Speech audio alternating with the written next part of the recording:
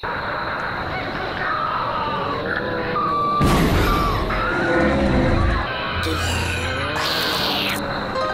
Cinemassacre's Monster Madness.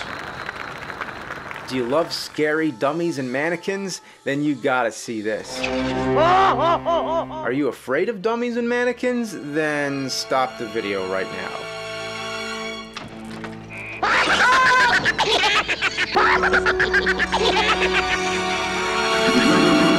Tourist Trap from 1979 is the essential horror film in this category, yet it is somehow strangely overlooked. The plot is nothing special. Some people get a flat tire and go out to find a gas station where all of a sudden, this happens.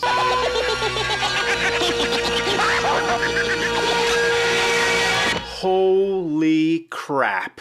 Are you freaked out yet? It's so weird and disturbing that I find myself laughing at it. It has no rhyme or reason. These mannequins come out of nowhere. The rest of the gang meets a man who lives out here in this barren landscape. He takes them back to his house where he used to run a museum of animated wax figures. That was until the main highway got moved away. He's sort of a Norman Bates type character. He seems fairly innocent and sympathetic, but a little shady at the same time. He has a story about a dead wife and keeps her memory alive with a wax figure. Then overnight, shit starts happening. Missing people, a masked killer, and mannequins coming to life. The film could have played out well enough without the supernatural elements. The masked killer is truly frightening, and his method of murder is unique. Smothering people in plaster. That's how you make a mold of somebody's face for a wax figure or something of that sort, but imagine the idea of having that done without any holes to breathe through. Pretty horrifying.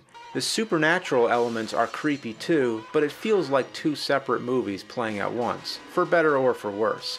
The wax figures moving around with their blank expressions and the ghostly sounds of moaning and laughter all create an atmosphere of constant dread.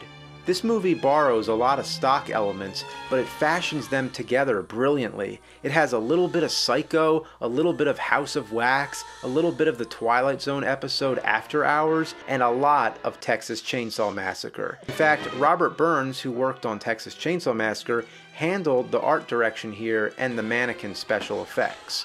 The production design is fantastic.